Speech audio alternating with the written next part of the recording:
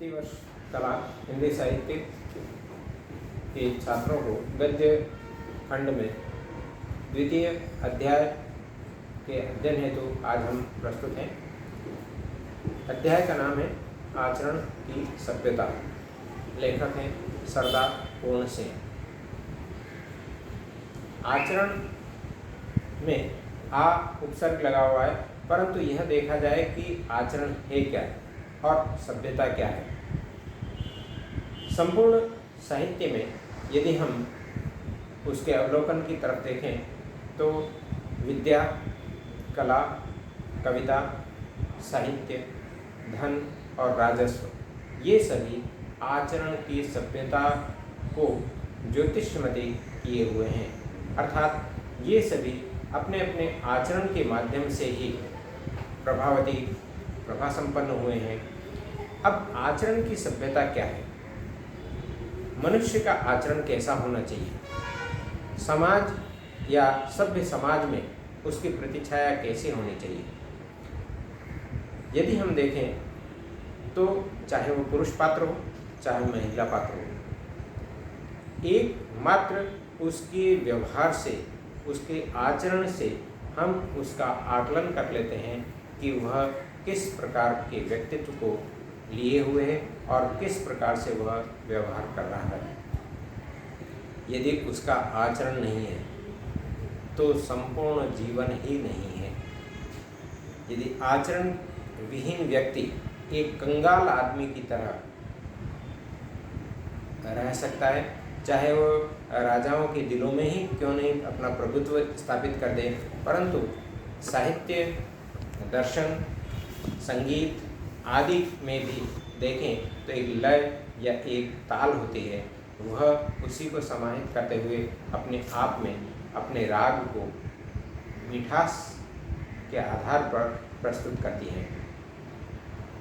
अब आचरण यदि देखें, आचरण के संबंध में यदि चर्चा करें तो आचरण कोई भी भाषा को लिए हुए, कोई मूर्त रूप लिए हुए नहीं है। अर्थात आचरण मौन सभ्यता है। जिस प्रकार से शिव जी के त्रिनेत्र में विद्या निवास है और उसी प्रकार से उनके मृदु स्वभाव से यह स्पष्ट दृष्टिगोचर होता है कि शिव अपने आप में मौन धारण किए हुए सब कुछ व्यक्त कर देते हैं। राग सुनने के पश्चात मनुष्य उसमें भाव विभोर हो जाता है। क्यों? अर्थात राग भी मनुष्य के हृदय को कहीं न कहीं जाकर छूता है और वह उसी के अनुरूप उसको ढाल लेता है। जहाँ कोई चित्र दिखाई दे, मनुष्य की या दर्शक की आंखें उसको गड़ जाती हैं। चित्र कुछ नहीं कहता, परंतु उसके मौन भाव हमेशा आपको या दर्शक को अपनी ओर आकृष्ट कर लेते हैं। वह अपने राग स्वयं अलापने लगता है। वक्ता क्या कहता है?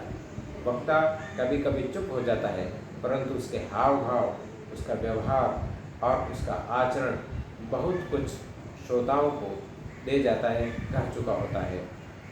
लेखक कुछ शब्दों में ही अपनी बात को लिखता है, परंतु लेखनी उसके पश्चात थम जाती है, परंतु वह बात उस पाठक के मन में इतनी अधिक मात्रा में प्रभावित किए हुए रहती है कि वह उसकी ओर अनायास लगता है कि इसमें और क्या हो सकता है और क्या नहीं। यदि हम देखें तो मूर्ति या एक मूर्ति को भी देखने के पश्चात हम यह आकलन करने के लिए विवश हो जाते हैं कि यह क्या कह रही है। बहुत कुछ मूर्तिकार अपने भावों को उस मूर्ति में समाहित किए हुए प्रतिपूरित करने के लिए तैयार रहता है, जिसमें नए कपोल होंगे, नए नयन होंगे, उसकी छवि होगी। उस दृश्य को उपस्थित करने के लिए वह मूर्तिकार न जाने किन किन भावों को उसमें समाहित किया हुआ है।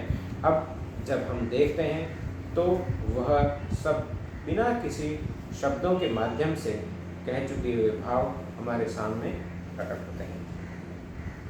कुल मिलाकर देखें तो आचरण की सभ्यता अर्थात उसकी भाषा मौन रहती है।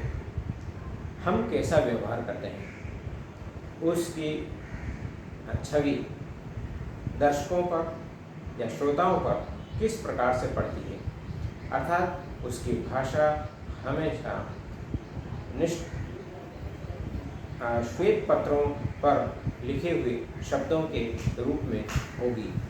यह केवल मात्र शब्द नाम मात्र के नहीं है, बल्कि यह सब कुछ सभ्यता के उन स्वरूपों को जो नाद से परिपूर्ण है, मौन रहते हुए बहुत कुछ कह देते हैं, अर्थात व्याख्यान दे चुके होते हैं, परंतु व्याख्यान के पीछे क्या छिपा हुआ है, अर्थात उसमें जो राग है, उसमें जो सुर है, वही उसके आचरण की सभ्यता है।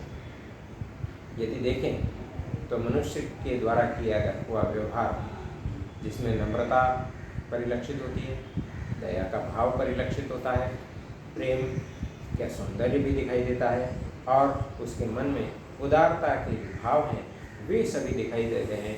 ये केवल मात्र मौन रूप से अपनी व्याख्या प्रस्तुत करते हैं, अर्थात मनुष्य दूसरों को इन सभी सद्गुणों के माध्यम से किस प्रकार से अपनी ओर आकृष्ट करता है, यही देखने के लिए हमें उसकी भाषा के एक रूप को देखने में मिलता है। धन्यवाद।